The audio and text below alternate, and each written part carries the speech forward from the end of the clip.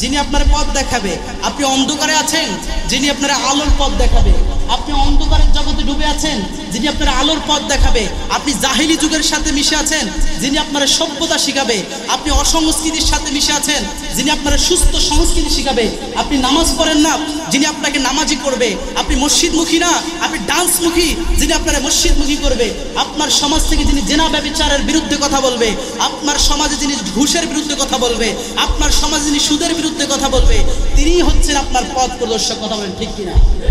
কিন্তু আজকে আমরা ইমামদেরকে পথ প্রদর্শক না বানায়া আমরা বানাই আমাদের দলীয় নেতাদেরকে পথ প্রদর্শক। কথা বলেন ঠিক কিনা? যেই নেতা ফজরের নামাজ পড়ে না, যেই নেতা জোহরের নামাজ পড়ে না, শুক্রবারের নামাজও ঠিক মতো পড়ে না, আজকে আমরা ইমাম মসজিদের ইমামদেরকে বাদ দিয়ে আজকে আমরা তাদের মুখে দাড়ি নাই, যাদের মাথায় টুপি নাই, যারা ইসলাম সম্পর্কে যারা সবসময় কুধারণা রাখে, আজকে আমরা তাদেরকে নেতা বানিয়ে আমরা মসজিদের ইমামদেরকে নিজেদের গোলাম মনে করি। কথা ঠিক কিনা? কথা বলা আছে নাই? আপনি মুয়াজ্জিনের উপরে একটা কথা বলার আপনার অধিকার নাই। আপনি তাকে বুঝাতে পারেন, আপনি তাকে বলতে পারেন যে বাবা এখানে একটু ময়লা আছে, এটা পরিষ্কার করে নেন। আসলে এটা বলার আপনার অধিকার নাই। যেখানে ময়লা থাকবে, ময়লা পরিষ্কার করার দায়িত্ব মুয়াজ্জিনের নয়, মসজিদের যারা কমিটি আছে, মসজিদের যারা মুসল্লি আছে, সর্বপ্রথম মসজিদ তাদেরকেও ঝাড়ু দিতে হবে। আপনি শুধু মুয়াজ্জিনের উপর নির্ধারিত কেন? আপনি মুয়াজ্জিনকে শুধুমাত্র নির্ধারিত করছেন কেন? সুবহানাল্লাহ, আলহামদুলিল্লাহ, লা ইলাহা ইল্লাল্লাহ। সুবহানাল্লাহ, আলহামদুলিল্লাহ, লা ইলাহা ইল্লাল্লাহ।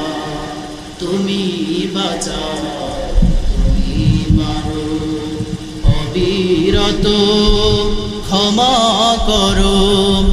ধরার যে জন তাকে ধরো, তোমার শুকর করার আল্লাহ। সবাই সুবহানাল্লাহ,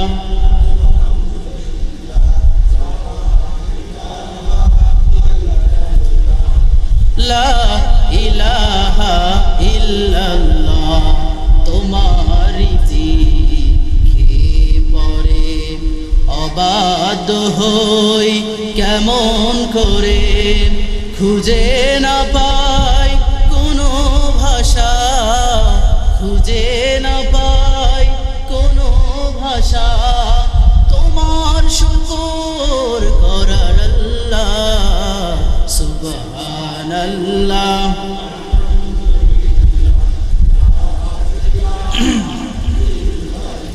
সুবহানাল্লাহ।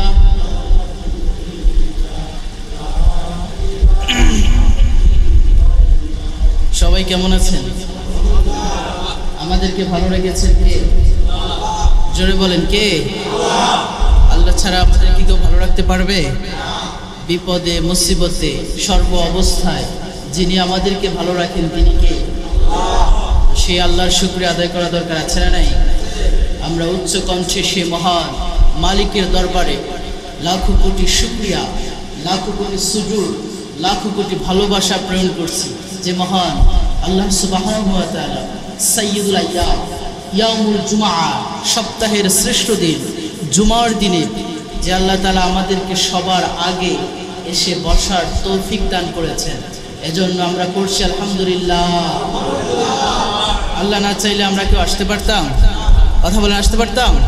পারতাম না। কারণ আল্লাহ চেয়েছেন দেখেই আমরা জুমার দিনে সর্বপ্রথম আসার সুযোগ করে দিয়েছেন কে? আল্লাহ দিয়েছেন। আল্লাহ যদি না চাইতেন আমরা কেউ আসতে পারতাম না। কারণ আল্লাহ নানা রকমের ব্যস্ততা আমাদের দিতেন, হয়তো বা নানা রকমের অসুস্থতা দিতে পারতেন, আমাদেরকে নানা রকমের যেভাবে হোক আমাদেরকে ব্যস্ত রেখে আমাদেরকে মসজিদমুখী নাও করতে পারতেন কি পারতেন না? কথা বলেন পারতেন কি না? এই জুমার দিনে দেখেন অনেকেই এখনো ঘোরাফেরা করছে, অনেকে গোসল না করে রেস্ট করছে, অনেকে এখনো হাট বাজারে ঘোরাফেরা করছে। জুমার দিনে তাড়াতাড়ি আসার সুযোগ, কথা বলেন, সুযোগ হয়নি, কিন্তু আমাদেরকে সুযোগ দিয়েছেন কে? আরো জোরে বলেন কে? জুমার দিন এমন একটা দিন, আল্লাহ রাসূল সাল্লাল্লাহু আলাইহি সাল্লাম বলেছেন জুমার দিন হচ্ছে ইয়াউমুল জুমআ, সাইয়্যিদুল আইয়াম। এই দিনটা হচ্ছে সপ্তাহের শ্রেষ্ঠ দিন। সুবহানাল্লাহ। এক বছরের মধ্যে শ্রেষ্ঠ মাসের নাম কি? সবাই বলেন 12টা মাসের মধ্যে শ্রেষ্ঠ মাস হচ্ছে রমজান। সুবহানাল্লাহ। তার মধ্যে আবার একটা বছরের মধ্যে শ্রেষ্ঠ দিনের নাম কি? আরাফাতের দিন। কিসের দিন? আরাফাতের দিন হচ্ছে শ্রেষ্ঠ দিন। 365 দিনের মধ্যে আরাফাতের দিন হচ্ছে সর্বশ্রেষ্ঠ দিন। সুবহানাল্লাহ। আবার এক সপ্তাহের মধ্যে সর্বশ্রেষ্ঠ দিন হচ্ছে জুমার দিন। সুবহানাল্লাহ। এই দিনে আল্লাহ তাআলা দোয়া কবুল। এই দিন আল্লাহ সুবহানাহু ওয়া তাআলা বান্দার যত গুনাহ আছে, যত অপরাধ আছে, এক সপ্তাহ গুনাহ করতে করতে সে তার জীবন শেষ করে দিয়েছে। আল্লাহ বলেছেন জুমার দিনে আমার কাছে ক্ষমা চাইলে আমি আল্লাহ তোর জীবনের সব গুনাহ মাফ করে দেব। এজন্য জুমার দিনে তাড়াতাড়ি আসা দরকার আছে না নাই? কথা বলা আছে না নাই? এই জুমা এমন একটা দিন, এমন একটা সময়, এই জুমা এমন ইম্পর্টেন্ট একটা বিষয়, আল্লাহ তাআলা কুরআনুল কারীমে সূরা জুমআ নামে একটা সূরা সম্পূর্ণ নাজিল করে দিয়েছে। একটা সূরা, এত গুরুত্বপূর্ণ একটা দিন, এই দিনের জন্য আল্লাহ একটা সূরা নাজিল করে দিয়েছেন। এই সূরার নাম হচ্ছে সূরা জুমআ। কি নাম? সূরা জুমআ। আমরা একটা ক্লিয়ার হয়ে নিই, আমরা অনেকেই জুমআ না বলে আমরা জুম্মা বলি কিনা? অনেকে জুম্মা বলি কিনা? এই শব্দটা ভুল। জুম্মা কোনো শব্দ কুরআনুল কারীমে নেই। কুরআনুল কারীমে স্পষ্ট ভাষায় লেখা আছে জুমআ। কি নাম? সবাই বলেন কি নাম? জুমআ। কি নাম? জুমআ। জুমআ শব্দটি কোরআনে এসেছে। এই জন্য আমরা আরবি ভাষা বলতে একটু সাবধানতা অবলম্বন করব। আমরা বলবো কি? জুমআ। কি বলবো? জুমআ। সম্পূর্ণ একটা কুরআনুল কারীমে আল্লাহ তাআলা সূরা নাজিল করে দিয়ে আল্লাহ তাআলা বলেছেন ইযা নুদিয়া লিস-সালাতি মিন ইয়াউমিল জুমআ ফাসআউ ইলা যিকরিল্লাহ। আল্লাহু আকবার। রব্বুল আলামিন বলেছেন ইদা যখন নুদিয়া, যখন তোমাদেরকে মুয়াজ্জিন ডাকবে। ডাকে কে? কথা বলতে হবে। ডাকে কে? মুয়াজ্জিন আমাদেরকে ডাকে। যখন 12টা 30 বাজে ডাকে কে? মুয়াজ্জিন সাহেব যখন বলবে হাইয়া আলাস সালাহ,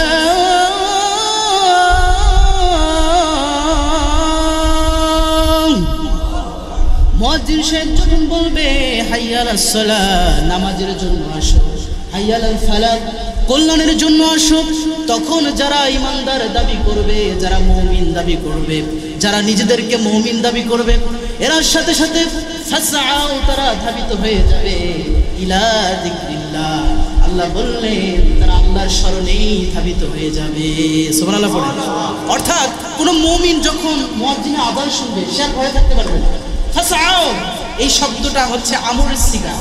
এটা হচ্ছে আমর, মানে আদেশ করতেছে আল্লাহ। এখানে সাধারণভাবে আল্লাহ ডাকে নাই। আল্লাহ বলেছে ফাসআউ, আমরের সিগা ব্যবহার করে আদেশ করছেন। আল্লাহ বলছে ফাসআউ, তোমরা ধাবিত হয়ে যাও, তোমরা দৌড়াও, এমন ভাবে দৌড়াবা যেন মুয়াজ্জিনের আযান শোনার সাথে সাথে, মুয়াজ্জিনের আযান শোনার শেষ হওয়ার সাথে সাথেই তোমরা মুয়াজ্জিনের সাথে নামাজে সারিবদ্ধ হতে পারবে। সুবহানাল্লাহ। তাহলে জুমার দিন লেট করা যাবে? অথবা লেট করা যাবে? আযান শোনার সাথে সাথে আপনাকে মসজিদে আসার কথা বলেছেন কে? আরো জোরে বলেন কে? আল্লাহ কিন্তু সাধারণ কোনো শব্দ ব্যবহার করে নাই। যারা মাদ্রাসা স্টুডেন্ট আছে তারা জানবেন। তারা এখানে আল্লাহ বলেছেন যে ফাসআউ, কুরআনুল কারীমে সূরা জুমার মধ্যে আল্লাহ তাআলা বলেছেন ফাসআউ, তোমরা ধাবিত হয়ে যাও। তাফসীর বিদ্বান বলেছে তোমরা দৌড়াও। দৌড়া বলতে দৌড়ে আসা বোঝায় নাই, এখানে আপনাকে বোঝাইছে যেন দ্রুত বেগে আপনি মসজিদে মুয়াজ্জিনের আযান শোনার সাথে সাথে, আপনি মুয়াজ্জিনের আযান শোনার সাথে সাথে আপনি মসজিদে আসেন। এই কথা আমার না আল্লাহ? আরো ধরবেন কার? ইলা যিকরিল্লাহ। আল্লাহ বলেছেন যে যত রকমের ব্যবসা বাণিজ্য আছে ওয়াজারুল বাই, সব বন্ধ করে দাও। যত রকমের কাজ আছে সব বন্ধ করে দাও। তোমার যত রকমের ব্যবসা বাণিজ্য আছে সব বন্ধ করে দিয়ে ইলা যিকরিল্লাহ, আযান শোনার সাথে সাথেই মসজিদে আসার তাগিদ দিয়েছেন কে? আল্লাহ দিয়েছেন। অতএব আযান যখন হয়ে যাবে জুমার দিনের আযান, তখন যদি কেউ কাজ করে সেই কাজের মধ্যে বরকত যিনি কেড়ে নেবেন তিনি কে? আযান দেওয়ার সাথে সাথে যদি কেউ দোকানপাট খোলা রাখে, তার দোকানপাটের মধ্যে থেকে যে বরকত কেড়ে নেবেন তিনি কে? আমার প্রিয় ভাইয়েরা, আল্লাহ যদি বরকত কেড়ে নেয় তাহলে সারা জীবন আপনি ব্যবসা করলেন, সারা জীবন আপনি আবাদ সমাদ করলেন, সারা জীবন আপনি ধন সম্পদ কামাই করলেন, ওই ধন সম্পদের কোনো বরকত থাকবে? কথা বলেন থাকবে? থাকবে না। এই জন্য জুমার দিনে ইমাম সাহেব আগে আসবে না, জুমার দিনে মুসল্লিরা আগে আসবে। কে আগে আসবে? আমাদের তো টেন্ডেন্সি আলাদা, হুজুর এসে আগে বসে থাকবে। কেন হুজুর আগে এসে বসে থাকবে? হুজুর পরে আসবে, আপনারা এসে বসে থাকবেন, তারপরে আপনাদের নেতা আসবে, ঠিক কি না? আপনারা যখন বিচার করেন, মিটিং করেন, তারপরে আপনাদের কাউন্সিলর সাহেব সবাই বসে থাকার 1 ঘন্টা 1.5 ঘন্টা পরে আসে কি না? এমপি মন্ত্রী 1 ঘন্টা 1.5 ঘন্টা পরে আসে, চেয়ারম্যান সাহেব 1 ঘন্টা 1.5 ঘন্টা 2 ঘন্টা পরেও আসে। কিন্তু আপনি যাকে ইমাম মানেন, আপনার মসজিদের যিনি নেতা, আপনার মসজিদের যিনি খতিব, তিনি ওই কাউন্সিলর, এমপি, মন্ত্রী, যত রকমের বিচার ব্যবস্থার লোক আছে না কেন, সবচাইতে বড় ইমাম হচ্ছে আপনার মসজিদের খতিব, সবচাইতে বড় ইমাম হচ্ছে আপনার মসজিদের ইমাম। সে আগে আসার আগে আপনাকে 1 ঘন্টা আগে আসেও মসজিদে বসে থাকতে হবে, কথা বলেন ঠিক কিনা? এটা কথা আমার না আল্লাহ, কথা বলেন কার? আল্লাহ। এজন্য মসজিদে সবার আগে আসা দরকার, আছে না নাই? কথা বলে আছে না নাই? যারা আগে আসবে তাদের জন্য সওয়াব আছে না নাই? যারা বেশি আগে আসবে তাদের জন্য বেশি নেক দিবেন কে? আরো জোরে বলেন কে? তবে সর্বপ্রথম মসজিদে এসে আসবে মসজিদের কমিটিরা। কারা? মসজিদের কমিটি দিয়ে আগে ফার্স্ট কাতারে ভর্তি হয়ে যাবে। মসজিদের যারা কমিটি আছে এদেরকে ফার্স্ট কাতারে ভর্তি করতে হবে। কিন্তু মসজিদের যারা কমিটি আছে এরা যদি লাস্টে এসে ফার্স্টে বসতে চায়, এদেরকে মসজিদ থেকে বের করে দিতে হবে। এই কথা কার? কথা বলেন কার? এটা নামাজ, এটা বেয়াদবির জায়গা নয়। এটা নামাজ, এটা বেয়াদবিমূলক জায়গা নয়। আল্লাহ তাআলা সরাসরি বলেছেন, একটা রিকশা চালক যদি সবার আগে এসে মসজিদের সামনে বসে, তাকে উঠানোর সাহস তোমার নাই। এটা কথা আমার না আল্লাহ। একটা কৃষক যদি সবার আগে এসে বসে ঘাম শরীর নিয়েও বসে, তাকে পিছনে দেওয়ার অধিকার তোমার নাই। যারা লাস্টে আসবে তারা লাস্টে বসবে, যারা ফার্স্টে আসবে তারা ফার্স্টে বসবে। লাস্টে এসে মুসল্লিদের ঘাড়ের উপরে ডেঙ্গিয়ে ফার্স্টে বসার কোনো অধিকার আল্লাহ তাআলা দেয় না। রাগ করলেন? আপনারা কি রাগ করলেন? এটাই ইসলাম। এখন আপনাদের মনে হতে পারে যে নতুন নতুন ইসলাম শিখছি, আসলে এটা নতুন ইসলাম নয়, এটাই ইসলাম। আমরা এই ভুল ইসলাম শিখছি, ঠিক কিনা বলেন? আমি প্রিয় ভাইয়েরা আমার, যেগুলো আপনাদেরকে বলবো অবশ্যই কোরআন থেকে বলবো। সামনে নিয়েছি কি? কথা বলেন কি? আমি কোনো কিতাব নেই নাই, আমি নিয়েছি কি? এই কোরআন নাজিল করেছেন কে? আরো জোরে বলেন কে? আল্লাহ তাআলা সরাসরি বলেছেন, যালিকাল কিতাব। কোরআন আপনি খোলার শুরুতে আল্লাহ বলবে যে যালিকাল কিতাব, এই সেই কিতাব, লা রাইবা ফি। এই কিতাব খোলার আগে তুমি তোমার টেন্ডেন্সি, তুমি তোমার আশা ভরসা চেঞ্জ করে নাও। কারণ এই কোরআনের মধ্যে কি কোনো ভুল আছে? কথা বলেন, ভুল আছে? এই কোরআনের মধ্যে কোনো ভুল নাই। আল্লাহ তাআলা সরাসরি বলেছেন, কোরআন খোলার শুরুতেই আগে তোমার সন্দেহ দূর করে নাও। কারণ তুমি মুমিন দাবি করলে তোমাকে অবশ্যই কোরআনের কথা মানা দরকার, আছে না নাই? আরো জোরে বলেন, আছে না নাই? অবশ্যই মানতে হবে। আপনি যদি বিএনপি হন, আপনি যদি আওয়ামী লীগ হন, আপনি যদি জামাত ইসলাম হন, আপনি কোন দল করেন সমস্যা নাই। আল্লাহ তাআলা কুরআনুল কারীমে সূরা হামিমার সিজদা 33 নম্বর আয়াতে বলে দিয়েছে, অকালা ইন্নানি মিনাল মুসলিমিন। তোর পরিচয় তুই আওয়ামী লীগ নয়, তোর পরিচয় তুই বিএনপি নয়, তোর পরিচয় তুই জামাত ইসলাম নয়, তোর পরিচয় তুই জাতীয় পার্টি নয়। অকালা ইন্নানি মিনাল মুসলিমিন, তুই মুসলমান, এটাই তোর আসল পরিচয়। আপনারা যখন মসজিদে ঢুকেছেন, মসজিদে ঢুকার পূর্বে আপনারা কি নিজেকে আওয়ামী লীগ পরিচয় দিয়ে ঢুকেছেন? আপনারা কি কেউ নিজেকে বিএনপির নেতা বলে ঢুকেছেন? আপনারা কি কেউ নিজেকে জামাত ইসলামের নেতা বলে ঢুকেছেন? এখানে আওয়ামী লীগের লোক আছে, বিএনপির লোক আছে, জামাত ইসলামের লোক আছে, সবাই এক কণ্ঠে স্বীকার করেছি এখানে আর দল দাঁড়িয়ে আমরা বুঝি না, এখানে বুঝি আমরা মুসলমান। কথা বলেন ঠিক কিনা? অতএব মসজিদে ঢুকে যেমন আপনি পরিচয় দেন আপনি মুসলমান, মসজিদে যেমন আল্লাহর আইন মানেন, ইমাম সাহেব কথা বললে চুপ থাকেন, আপনাকে মসজিদের বাহিরেও আপনাকে আগে বলতে হবে আমি মুসলমান। আর এই মুসলমানিত্ব রক্ষা করার জন্য যদি কোনো আমার বিএনপির নেতাও যদি ইসলামের বিরুদ্ধে কথা বলে, আমার ওই নেতাকে বয়কট করব। আমার আওয়ামী লীগের নেতাও যদি ইসলামকে নিয়ে কটূক্তি করে, ওই নেতাকে আমি বয়কট করব। ইভেন জামাত ইসলামের নেতাও যদি ইসলাম নিয়ে ষড়যন্ত্র করে, জামাত ইসলামের নেতাকেও বয়কট করব। তারপর আমি আমার মুসলমানিত্ব রক্ষা করবো। কথা ঠিক কিনা? আমার প্রিয় ভাইরা, যেটা বলতে চাই, আমরা জুমার দিনে তাড়াতাড়ি আসবো তো ইনশাআল্লাহ? কথা বলেন ইনশাআল্লাহ। আমরা উচ্চ কণ্ঠে পড়ছি আলহামদুলিল্লাহ, আর জোরে বলেন আলহামদুলিল্লাহ। দুরূদ পড়ছি সে মানবতার মুক্তির দূত সাইয়্যিদুল মুরসালিন খাতামান নবীয়্যিন, যিনি ছিলেন সফল রাষ্ট্রনায়ক, সফল রাজনীতিবিদ। বলেন সুবহানাল্লাহ। আমার রাসূল সাল্লাল্লাহু আলাইহি সাল্লাম শুধুমাত্র হুজুর ছিলেন না, যাদের ভুল ধারণা আছে ক্লিয়ার হয়ে না। আমার রাসূল সাল্লাল্লাহু আলাইহি সাল্লাম শুধু হুজুর ছিলেন না, আমার রাসূল সাল্লাল্লাহু আলাইহি সাল্লাম যেমন সফল রাষ্ট্রনায়ক ছিলেন, একাধারে মসজিদুন নববীর ইমাম, আবার মক্কা মদিনার রাষ্ট্রপতি। বলেন সুবহানাল্লাহ। আমার রাসূল সাল্লাল্লাহু আলাইহি ওয়াসাল্লাম শুধু মসজিদ চালায় নাই, আমাদের হুজুরদের মতো খালি মসজিদে সীমাবদ্ধ থাকে নাই। আমার রাসূল সাল্লাল্লাহু আলাইহি ওয়াসাল্লাম মসজিদে মেম্বারে যেমন ভাষণ দিয়েছেন, আমার রাসূল সাল্লাল্লাহু আলাইহি ওয়াসাল্লাম মাঠে ময়দানে যেখানে সুদ চলেছে সুদের বিরুদ্ধে হুঙ্কার দিয়েছেন, যেখানে ঘুষ চলেছে ঘুষের বিরুদ্ধে হুঙ্কার দিয়েছেন, যেখানে জেনা চলেছে জেনার বিরুদ্ধে হুঙ্কার দিয়েছেন, যেখানে ব্যভিচার চলেছে ব্যভিচারের বিরুদ্ধে হুঙ্কার দিয়ে আমার রাসূল সাল্লাল্লাহু আলাইহি ওয়াসাল্লাম মসজিদে মেম্বারে ভাষণ দিয়ে বলেছেন, ও মুসল্লিরা সাবধান, এই সমাজের মধ্যে সুদ চলতে পারবে না, এই সমাজের মধ্যে ঘুষ চলতে পারবে না, এই সমাজের মধ্যে জেনা ব্যভিচার কখনোই চলতে পারবে না। এটা হারাম করে দিয়েছেন কে? আরো জোরে বলেন কে? আমার রাসূল সাল্লাল্লাহু আলাইহি ওয়াসাল্লাম মসজিদে মিম্বারে যেমন ভাষণ দিয়েছেন, মাঠে ময়দানেও রাসূল সাল্লাল্লাহু আলাইহি ওয়াসাল্লাম ভাষণ দিয়ে মক্কা মদিনার ভাগ্য পরিবর্তন করে দিয়েছেন। বলেন সুবহানাল্লাহ। তাহলে আমার রাসূল সাল্লাল্লাহু আলাইহি ওয়াসাল্লাম যেমন মক্কা মদিনার রাষ্ট্রপতি, আবার তিনি মসজিদে নববীর ইমাম। বলেন সুবহানাল্লাহ। তিনি ছিলেন রাজনীতিবিদ, অধিকার হারা, ভাগ্য হারা, ফুটপাতে পড়ে থাকা অসহায় সকল মানুষের বন্ধু সেই নবীর প্রতি আমরা সংক্ষিপ্ত আকারে দুরূদ পড়ছি, সকলে বলছি সাল্লাল্লাহু আলাইহি সাল্লাম। আরো জোরে বলেন সাল্লাল্লাহু আলাইহি সাল্লাম। সম্মানিত মুসল্লিয়ান কিরাম, আপনারা আসতে অনেক লেট করেছে। মসজিদে আসার সময় হচ্ছে 12:30 যখন আজান হবে, আজান হওয়ার সাথে সাথে আমরা মসজিদে ইনশাআল্লাহ দ্রুত চলে আসবো। বলেন ইনশাআল্লাহ, আমরা লেট করব না। 12:40 আমাদের আলোচনা শুরু হবে। কয়টা? আরো জোরে বলেন কয়টা? 12:40 আলোচনা শুরু হয়ে যায়। তা আপনারা সবাই দ্রুত আসার চেষ্টা করবেন। বলেন ইনশাআল্লাহ। আমার প্রিয় ভাইরা, আজকে আপনাদের সামনে আমি একটি বিষয় সাবজেক্ট ফিক্স করেছি। কোনো সাবজেক্টে আলোচনা করতে হলে বিশেষ অনেক সময়ের প্রয়োজন হয়। জুমার দিন আসলে ব্রড সময় নয়, এটা সংক্ষিপ্ত সময়। এই সংক্ষিপ্ত সময়ে আলোচনা করতে হলে অবশ্যই খুব কম কথায় আপনাদেরকে বোঝাতে হবে।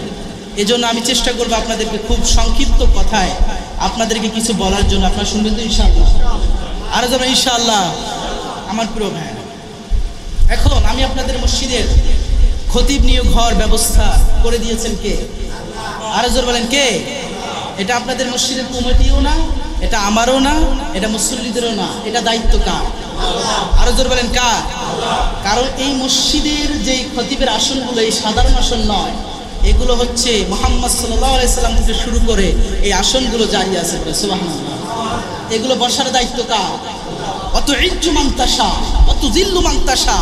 আল্লাহ কাউর ইচ্ছা করলে সম্মানের আসন দেয়, আল্লাহ কাউর ইচ্ছা করলে একটা ক্ষমতার আসন দেয়, আল্লাহ কাউর ইচ্ছা করলে একটা ক্ষমতার চেয়ার দেয়।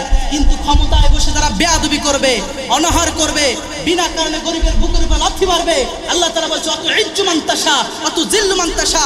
আমি ইচ্ছা করলে ফকিরকে আমির বানাতে পারি, আমি ইচ্ছা করলে আবার আমিরকে ফকির বানিয়ে দিতে পারি। কথা ঠিক কি না? আল্লাহ ইচ্ছা করলে এই যে চেয়ার, এই যে খতিবের চেয়ার, এটা নির্দিষ্ট নয়। এখানে আমার আগে একজন ছিল, তারপরে আমি আছি, আমি নির্দিষ্ট নয়। আমি যে আবার আপনাদের মসজিদের ওই 33 বছর থাকবো, এটা নির্দিষ্ট নয়। এখানে নির্দিষ্টভাবে কেউ থাকতে আসবে না। এই চেয়ার পরিবর্তন হবে, আমার পরে আরেকজন আসবে, তারপরে আরেকজন আসবে, তারপরে আরেকজন আসবে, এই চেয়ার পরিবর্তন হবে। এর মানে আমি যদি এই চেয়ারে বসে আমি এই চেয়ারের অহংকার করি, ক্ষমতার বাহাদুরি করি, তাহলে আল্লাহ বলেছে অত ইজ্জু মান তাশা অত জিল্লু মান তাশা। তোরে সম্মানের সাথে উঠিয়ে আমি তোরে বেরাঙ্গার মতো তোরে অপমান করে তোরে বের করে দিব। কথা বলেন ঠিক কিনা? এই কথা কার? আর জোর বলেন কার? আল্লাহ সরাসরি কোরআনে বলেছে অত ইজ্জু মান তাশা অত জিল্লু মান তাশা। সম্মানও দেয় আল্লাহ, ইজ্জতও দেয় আল্লাহ, আবার ইজ্জতও কেড়ে নেয় কে? আর জোর বলেন কে? আল্লাহ তাআলা কেড়ে নেয়। এজন্য যেহেতু আপনাদের খতিব ইমাম নির্বাচন হয়েছে, এখন খতিব কি ইমাম কি আমাদেরকে এই বিষয়গুলো জানাতে পারবে। আমরা খতিব এবং ইমামকে আমরা একত্র করে ফেলি যে ইমাম মানে খতিব, ইমাম মানে খতিব। আসলে যিনি আপনাদের আজান দেয় তাকে কি বলে? সবাই বলতে হবে কি বলে? মুয়াজ্জিন বলে। মুয়াজ্জিন কি দেয়? মুয়াজ্জিনটা কিন্তু একটা সম্মানের জায়গা, অনেক সম্মানের জায়গা। কাল কিয়ামতের ময়দানে আমাদের সকলের মাথা নিচু হয়ে থাকবে, কিন্তু মুয়াজ্জিনের মাথাটা আল্লাহ সবচেয়ে উঁচু করেছে। আর জোরে বলেন সুবহানাল্লাহ। মুয়াজ্জিন তো আমাদের সমাজে সবচেয়ে অবহেলিত, অপদস্থ, অপমানিত। মুয়াজ্জিন সাহেব 5 ওয়াক্ত নামাজ কত কষ্ট করে মসজিদে এসে তিনি আজান দেয়। তিনি মুয়াজ্জিন সাহেব ফজরের সময় এত বৃষ্টির মধ্যে কেউ ঘর থেকে বের হতেই পারে না, অথচ মুয়াজ্জিন সাহেব এত কষ্ট করে ভিজে এসে বৃষ্টির সময়ও তিনি আজান দেয়, ঠিক কি না? মুয়াজ্জিন সাহেব অনেক কষ্ট করে আজান দেয়, কিন্তু আমাদের সমাজে দেখা যায় মুয়াজ্জিনের বেতন 2000 3000 এর বেশি আর বাড়ে না, আছে না নাই?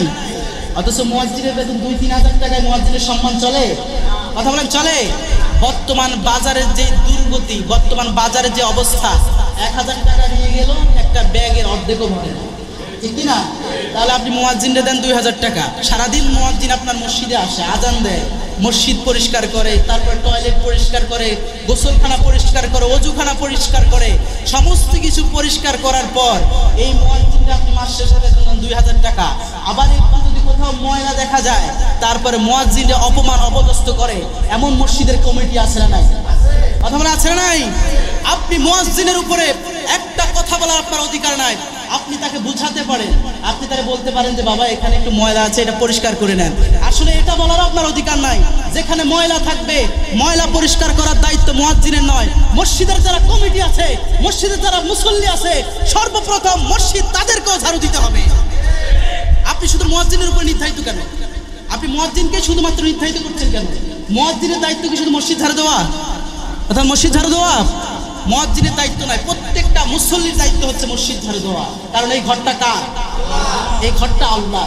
এই ঘরের সম্মান আপনি যতই আপনি এটাকে পরিষ্কার রাখবেন, এতে আপনার সম্মান বাড়াবেন কে? কিন্তু আপনি মুয়াজ্জিনে এসে রাগ দেখান, মুয়াজ্জিনে এটা বলে ওটা বলে রাগ দেখান। একদিন যদি আজানের কোনো সময় লেট হয়ে যায়, তখন যত রকমের কথা সব মুয়াজ্জিনে শোনায়, এমন আছে না নাই? তিনিও তো মানুষ, তার দ্বারা একটু ভুল হতেই পারে। আজান 10 মিনিটের জায়গায় 5 মিনিট লেট হতে পারে, 15 মিনিট লেট হতে পারে, এটা কোনো সমস্যা নাই। কিন্তু আপনি যে তারা রাগ দেখালেন, আপনি যে তারা অপমান করলেন, এর জন্য আপনাকে কঠিন শাস্তির মুখোমুখি করবেন কে? আরো জোরে বলেন কে? আল্লাহ রাসূল সাল্লাল্লাহু আলাইহি ওয়াসাল্লাম সরাসরি দোয়া করেছেন, আল্লাহ তাআলা মুয়াজ্জিনের সব গুনাহ আল্লাহ ক্ষমা করে দেন। তাহলে মুয়াজ্জিন এটা হলো সম্মানের আসন। এটা কিসের আসন? আরো জোরে বলেন, কিসের আসন? সম্মানের আসন। আর এই মুয়াজ্জিনকে সম্মান করতে বলেছেন কে? তো আমরা মসজিদ কি ঝাড়ু শুধু মুয়াজ্জিনের দিকে তাকায় থাকবো না? আমরাও দিব। সবাই বলেন আমরাও দিব ইনশাআল্লাহ।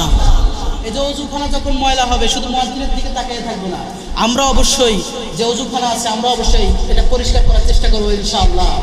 যুবকরা, বিশেষ করে যুবকেরা যদি ইসলামের পথে ফিরতে চায়, ইসলামের পথে যদি ফিরতে চায়, তারা বেশি বেশি মসজিদ পরিষ্কার করবে, মসজিদ ঝাড়ু দিবে। তাহলে তাদের কঠিন হৃদয়টাকে তিনি নরম করে দিবেন। তিনি কে?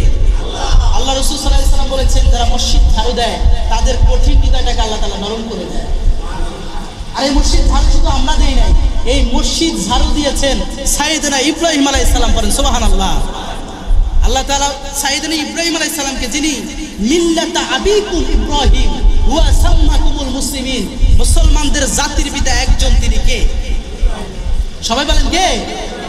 আমাদের কি জাতির পিতা আর কেউ হতে পারবে? এই যোগ্যতা কারো আছে? জাতির পিতা একজন, তিনি হলেন সাইয়েদনা ইব্রাহিম। পড়েন সুবহানাল্লাহ। কুরআনুল কারীমে এই ঘোষণা আছে না নাই? মিল্লাতা আবিকুম ইব্রাহিম ওয়া সাম্মাকুমুল মুসলিমিন।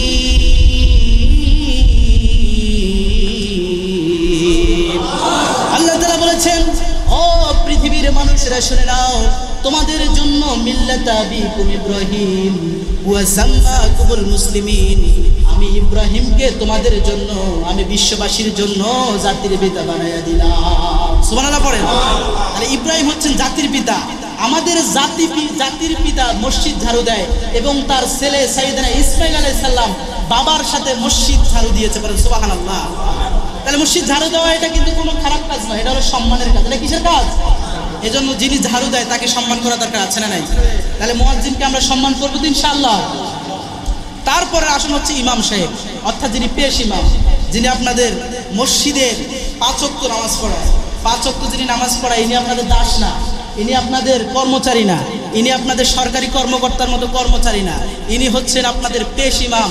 মানে হচ্ছে খতিবের পরবর্তী সহকারী নেতা হচ্ছে আপনার মসজিদের পেশ ইমাম। করেন সুবহানাল্লাহ। একজন সভাপতি থাকে, একজন সহসভাপতি থাকে, থাকে কি না? একজন সেক্রেটারি থাকে, একজন সহ সেক্রেটারি থাকে। এমন আমরা রাখি কি রাখি না? আপনার মসজিদের পেশ ইমাম হচ্ছে অত্র মসজিদ, তথা মসজিদ শুধু নয়, আপনার এই সমাজের যত মুসল্লি আছে, যতটা ঘর আছে, প্রত্যেকটা ঘরের খতিবের বদলে যিনি থাকে, তিনি হচ্ছেন পেশ ইমাম। এই পেশ ইমাম হচ্ছে আপনার সহকারী মসজিদের প্রত্যেকটা দায়িত্বশীলের সহসভাপতি। করেন সুবহানাল্লাহ। তাহলে সাধারণ কোনো ব্যক্তি, কথা বলেন সাধারণ কোনো ব্যক্তি? আমার প্রিয় ভাইরা, ইসলামের গুরুত্বপূর্ণ বিধান হচ্ছে নামাজ। ইসলামের গুরুত্বপূর্ণ বিধান কি? আমার কথা কি বোঝা যায়?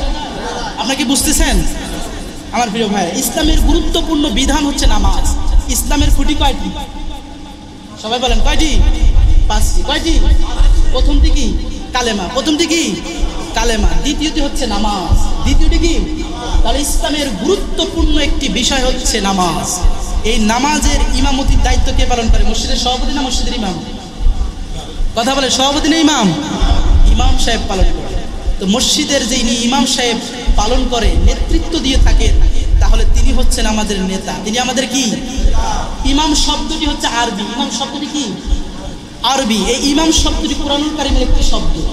এই ইমাম শব্দটি হচ্ছে আরবি শব্দ, যার অর্থ হচ্ছে পথ প্রদর্শক। 1 নম্বর অর্থ কি? পথ প্রদর্শক। 1 নম্বর অর্থ কি? পথ প্রদর্শক। 2 নম্বর অর্থ হচ্ছে নেতা। 3 নম্বর অর্থ হচ্ছে পরিচালক। বলে সুবহানাল্লাহ। তাহলে ইমামের অর্থ কয়টা? সবাই বলতে হবে কয়টা? 1 নম্বরে পথ প্রদর্শক, অর্থাৎ যিনি আপনার পথ দেখাবে। যিনি আপনার পথ দেখাবে। আপনি অন্ধকারে আছেন, যিনি আপনার আলোর পথ দেখাবে। আপনি অন্ধকারের জগতে ডুবে আছেন, যিনি আপনার আলোর পথ দেখাবে। আপনি জাহিলি যুগের সাথে মিশে আছেন, যিনি আপনার সভ্যতা শিখাবে। আপনি অসংস্কৃতির সাথে মিশে আছেন, যিনি আপনার সুস্থ সংস্কৃতি শিখাবে। আপনি নামাজ পড়েন না, যিনি আপনাকে নামাজি করবে। আপনি মসজিদমুখী না, আপনি ডান্সমুখী, যিনি আপনার মসজিদমুখী করবে। আপনার সমাজ থেকে যিনি জেনা ব্যভিচারের বিরুদ্ধে কথা বলবে। আপনার সমাজে যিনি ঘুষের বিরুদ্ধে কথা বলবে।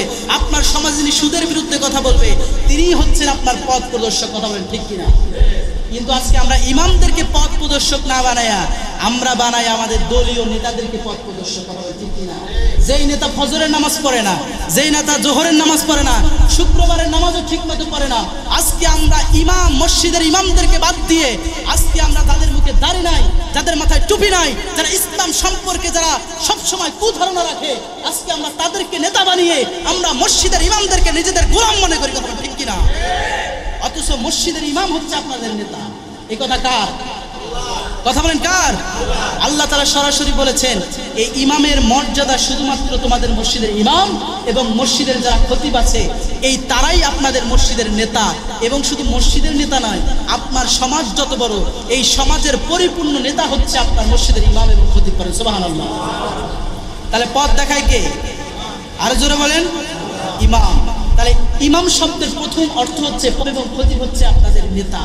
এখন নেতা যদি আপনি মসজিদের ইমাম এবং খতিবরে না মেনে তার সাথে যদি আপনি খারাপ ব্যবহার করেন, তার সাথে যদি আপনি কুব্যবহার করেন এবং তার উপরে যদি আপনি কথা বলেন, তাহলে বলেন তো দেখি আপনি বেয়াদব কিনা? কথা বলেন বেয়াদব কিনা? অবশ্যই আপনি বেয়াদব। ইসলামের ভাষা আপনি বেয়াদব। এগুলো কিন্তু আমার কথা না। আপনারা মনে করবেন যে হুজুর মনে হয় এগুলো মন করা কথা বলেন। এগুলো সব কিছু কোরআনের কথা। যাদের দলিল লাগবে নামাজ শেষে আমাকে বলবেন যে হুজুর আপনি যে বেয়াদব বলেছেন এটা কোথায় পেয়েছেন? সরাসরি আল্লাহ রাসূল সাল্লাল্লাহু আলাইহি সাল্লাম যখন মসজিদে মেম্বারে ভাষণ দিচ্ছে, তখন একজন সাহাবীর কথা উঁচু হয়ে গিয়েছে। একজন সাহাবীর কথা উঁচু হয়ে গিয়েছে, মানে রসুলের চাইতে একটু কথা উঁচু হয়েছে। সাথে সাথে আল্লাহ তাআলা কোরআনের আয়াত নাযিল করে নবীরে বললেন, যদি আমার নবীর উপরে কারো কথা উঁচু হয়ে যায়, মনে রাখতে হবে তার ঈমান হারার সম্ভাবনা আছে এবং তিনি হচ্ছে টাটকা বেয়াদব। বলে নাউজুবিল্লাহ। সাহাবীদেরকে যদি এই কথা বলতে পারে, নবীর সামনে যারা বসে আছে এরা কি সাধারণ কোনো মানুষ? এরা হচ্ছে সাহাবায়ে কেরাম। তাই সাহাবায়ে কেরাম যদি ঈমান হারার সম্ভাবনা থাকে, ওই আসনটাই আমাদের আসন, নবীদের আসনটাই হচ্ছে আমাদের আসন। অর্থাৎ তিনি যেমন মসজিদে নববীর ইমাম ছিলেন, আমরা তেমন আজকে এই হোসেননগর মসজিদের ইমাম, কেউ বা বাইতুল মুকাররম মসজিদের ইমাম, কেউ বা হচ্ছে মসজিদুল হারামের ইমাম, কেউ বা বাইতুল মাকসাদের ইমাম, আবার পাশে আরেকটা মসজিদ আছে এই মসজিদের ইমাম। অর্থাৎ মসজিদ যতগুলো থাকবে, এই আসনটা সর্বপ্রথম বিশ্বনবী দেখিয়েছেন। এই আসনটা হচ্ছে নবীদের আসন, এই আসনটা হচ্ছে সাহাবায়ে কেরামের আসন, এই আসনটা হচ্ছে তাবিঈনদের আসন, এই আসনটা হচ্ছে ইমামদের আসন, এই আসনটা হচ্ছে আলেমদের আসন। অতএব এই আসনে যারা বসবে তারা নবীদের আসনে বসেছে। এই আসনে যারা বসবে তাদেরকে অবশ্যই সম্মান করতে হবে। আর অসম্মান করলে আপনার ঈমান হারানোর সম্ভাবনা আছে না? কথা বলা আছে না নাই? অবশ্যই আছে। এজন্য আমার প্রিয় ভাইয়েরা, ইমাম শব্দের 2 নম্বর অর্থ কি? নেতা। 2 নম্বর অর্থ কি? নেতা। তাহলে আপনার মসজিদের ইমাম তিনি কি শুধু আপনার হুজুর নাকি নেতা? কথা বলেন, নেতা না হুজুর? অবশ্যই আপনার নেতা। 3 নম্বর অর্থ হচ্ছে পরিচালক। 3 নম্বর অর্থ কি?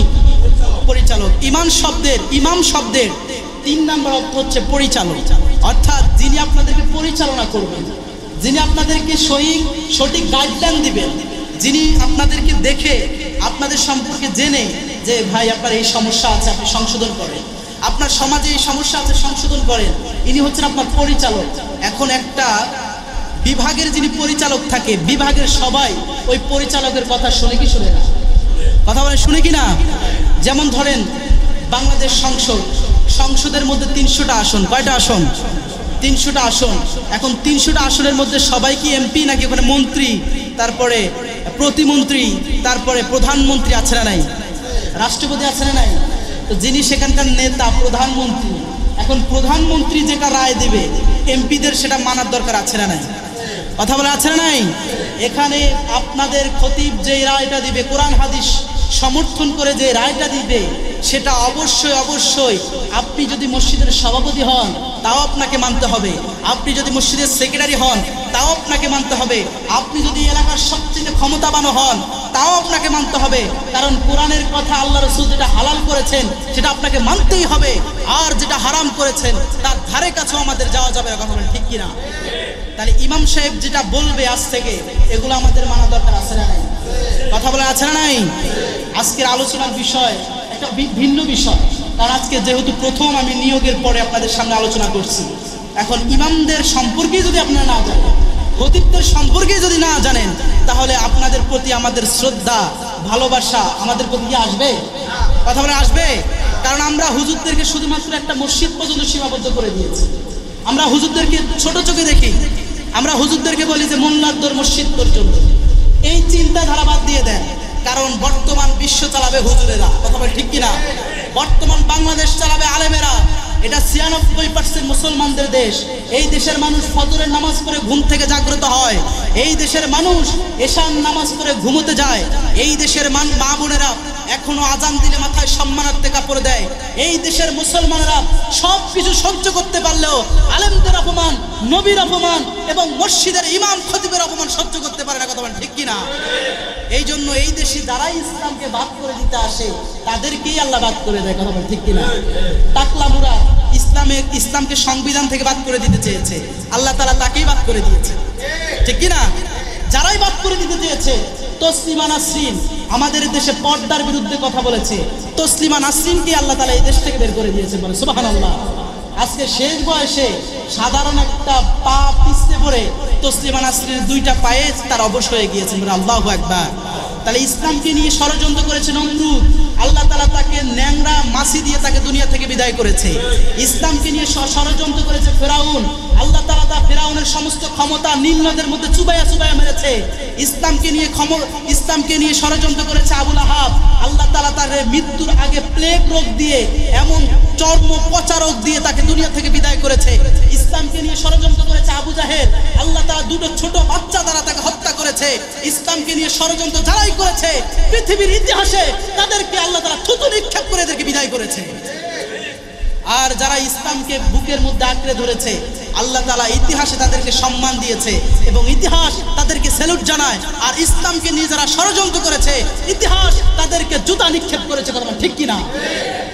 আজকে ইয়াজিদের নাম কেউ নেয় না, ইমাম হুসাইনের নাম সবাই নেয়। কথা বলেন ঠিক কিনা? আজকে আমাদের সন্তানদের নাম ইমাম হুসাইন, ইমাম হাসান রাখি, কিন্তু আমরা কি আমাদের সন্তানের নাম কেউ ইয়াজিদ রেখেছি? কথা বলেন রেখেছি? তার মানে এটা তাদের প্রতি আমাদের ঘৃণা, তাদের প্রতি কি ঘৃণা। এই জন্য আমার প্রিয় ভাইরা যেটা বলতে চাই, ইমাম শুধুমাত্র মসজিদের গুরুত্বপূর্ণ ব্যক্তি নন, ইমাম হচ্ছে আপনার এই সমাজের ইমাম। আপনাদের কি এই সমাজের হচ্ছে নেতা তিনি। আপনারা যদি মনে করেন যে ইমাম শুধুমাত্র আপনাদের মসজিদেই শুধু থাকবে, এই যে আমি খালি ভাষণ দিব আর ওই যে ইমাম এসে শুধু নামাজ পড়াবে, মুয়াজ্জিন শুধু আজান দেবে, না, এটার মধ্যে ইমামতি সীমাবদ্ধ নয়। আপনি যখন আমাকে নিয়োগ দিয়েছেন, আপনি শুধু মসজিদের জন্য নিয়োগ দেন নাই, আপনার পুরা সমাজের জন্যই আমাকে নিয়োগ দিয়েছেন। কথা বলে ঠিক কিনা?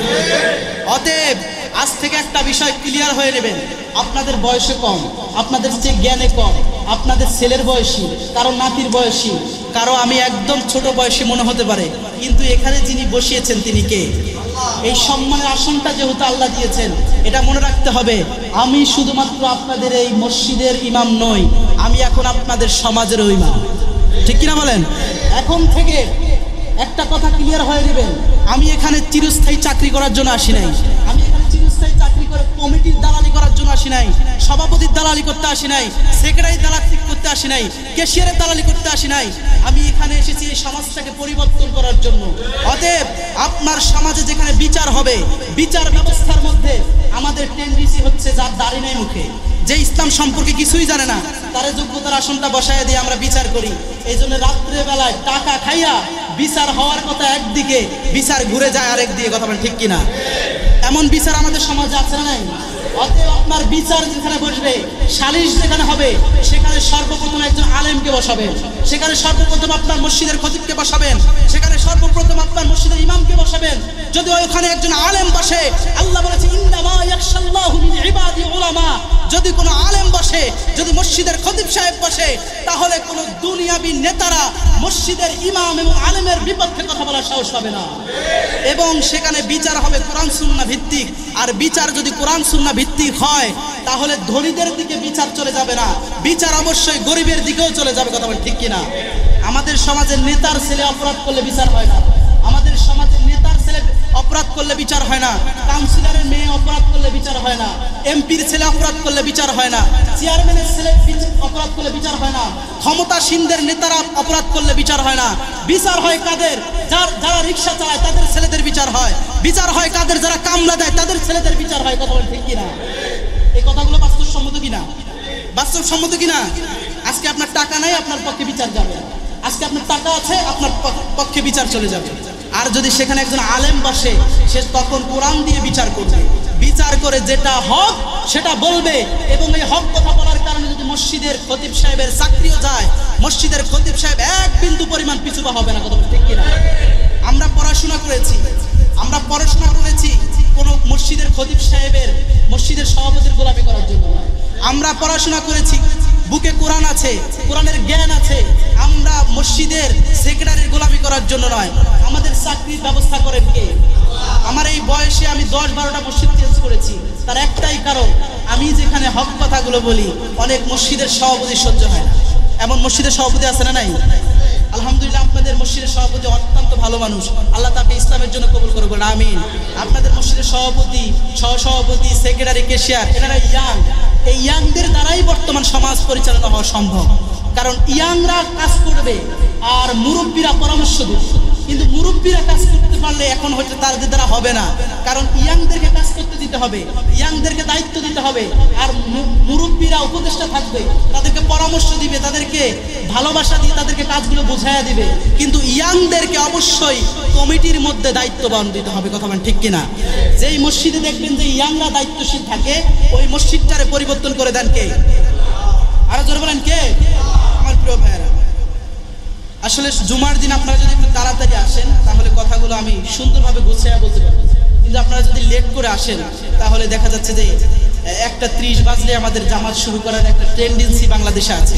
কিন্তু একটা বিষয় ক্লিয়ার হয়ে নেই, 1:30 কখনো নির্দিষ্ট জামাতের সময় নয়, 1:30 নির্দিষ্ট জামাতের সময় নয়, আসরের আগ পর্যন্ত জুমার নামাজের সময় থাকে। অতএব একটা বিষয় বলে যাচ্ছি, এই জুমার দিন এটা ছিল জোহরের ওয়াক্ত। যখন আল্লাহ রাসূল সাল্লাল্লাহু আলাইহি ওয়াসাল্লাম হিজরত করলেন, তখন আল্লাহ তাআলা সূরা জুমা নাযিল করে জানিয়ে দিলেন যে ইযা নুদিয়া লিস-সালাহ, অর্থাৎ জোহরের 4 রাকাত নামাজকে আল্লাহ তাআলা 2 রাকাত করার কারণ হচ্ছে জুমার আগে যে খুতবা আছে, এই খুতবার কারণে, খুতবায় সময় দেওয়ার কারণে, বাংলা খুতবা বলেন, আরবি খুতবা বলেন, এই খুতবার কারণেই আল্লাহ তাআলা 2 রাকাত নামাজকে আল্লাহ তাআলা শর্ট করে দিয়েছেন। বলেন সুবহানাল্লাহ। তাহলে শুধু নামাজের উদ্দেশ্যে তারা আসবে, তাদের নামাজ হবে না।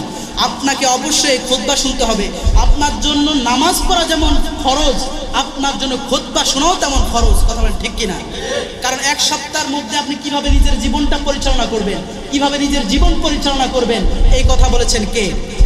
এজন্য আমার প্রিয় ভাইয়েরা, আপনারা একটু তাড়াতাড়ি আসবেন। জুমার দিন 12:40-এর মধ্যে আসবেন। আমরা ইনশাআল্লাহ তাআলা 12:40-এই আলোচনা শুরু করবো বলে ইনশাআল্লাহ। তো ইমামদের মর্যাদা অনেক, মুয়াজ্জিনের মর্যাদাও অনেক, খতিবের মর্যাদাও অনেক। এগুলো বলতে গেলে অনেক সময়ের প্রয়োজন হয়। এজন্য শুরুতেই বলেছি জুমার দিন শর্ট একটা সময়, এজন্য দ্রুত আসলে আমি অবশ্যই আপনাদের সামনে কমপক্ষে 40 থেকে 50 মিনিট আলোচনা করতে পারবো। কিন্তু আমি আপনাদের অন্যান্য খতিবদের মতো না যে একটা কিতাব নিলাম, দেখে দেখে আপনাদের সামনে আলোচনা করলাম, কিন্তু কি বলে মুসল্লিও বোঝে না, সামনের খতিব কি বলে খতিবা বোঝে না, এমন ইমাম খতিব আছে না নাই? কথা বলা আছে না নাই? এটা হলো যোগ্যতার আসন। এই যোগ্যতার আসনে আলেমদেরকে বসাতে হবে। এই যোগ্যতার আসনে যারা কোরআন হাদিসের জ্ঞান আছে তাদেরকে বসাতে হবে। তাদেরকে বসালে তাহলে এই কথাগুলো যখন এই কোরআন দিয়ে আপনাদেরকে কথাগুলো বলবে, তখন আপনার হৃদয়টাকে যিনি নরম করে দিবেন তিনি কে? আরো জোরে বলেন, তিনি কে? তাহলে ইসলামের প্রথম ইমাম কে? বিশ্বনবী সাল্লাল্লাহু আলাইহি ওয়াসাল্লাম কে? ইসলামের প্রথম ইমাম হলো হযরত মুহাম্মদ সাল্লাল্লাহু আলাইহি ওয়াসাল্লাম। কথা বলেন সুবহানাল্লাহ। তাহলে মুহাম্মদ সাল্লাল্লাহু আলাইহি ওয়াসাল্লাম যে আসনে ছিলেন সেটা সাধারণ আসন। তারপরে ইমাম হচ্ছেন সাহাবায়ে কেরাম, তারপরে ইমাম হচ্ছে আবু বকর রাদিয়াল্লাহু তাআলা আনহু, তারপরে ইমাম হচ্ছে ওমর রাদিয়াল্লাহু তাআলা আনহু, তারপরে ইমাম হচ্ছে ওসমান রাদিয়াল্লাহু তাআলা আনহু, তারপরে ইমাম হচ্ছেন আলী রাদিয়াল্লাহু তাআলা আনহু, তারপরে ইমাম হচ্ছে মুআবিয়া রাদিয়াল্লাহু তাআলা আনহু। এভাবে সাহাবায়ে কেরাম থেকেই এই ইমামের আসনটা আছে। এখন বলেন তো দেখি, এই ইমামদেরকে আমাদের সম্মান কম করতে হবে না বেশি করতে হবে? সবাই বলেন, কম না বেশি? আরো জোরে বলেন, কম না বেশি? সম্মান করতে হবে, ভালোবাসতে হবে, এবং যাবতীয় সমস্যা সমাধানে সর্বপ্রথম খতিব সাহেবের কাছে আপনারা জিজ্ঞাসাবাদ করবেন। খতিব সাহেব না থাকলে ইমামকে জিজ্ঞাসাবাদ করবেন। এই দুইজনে আপনাকে কোরআন হাদিস থেকে একটা সমাধান দিয়ে দেবে। আল্লাহ তাআলা আমাদেরকে বোঝার তৌফিক দান করে, বলেন আমিন। আর জোরে বলেন আমিন। আল্লাহ তাআলা আমাদেরকে দ্রুত মসজিদে আসার তৌফিক দান করুন এবং আমাদের এই মসজিদটাকে আল্লাহ তাআলা পরিবর্তন করে দিন।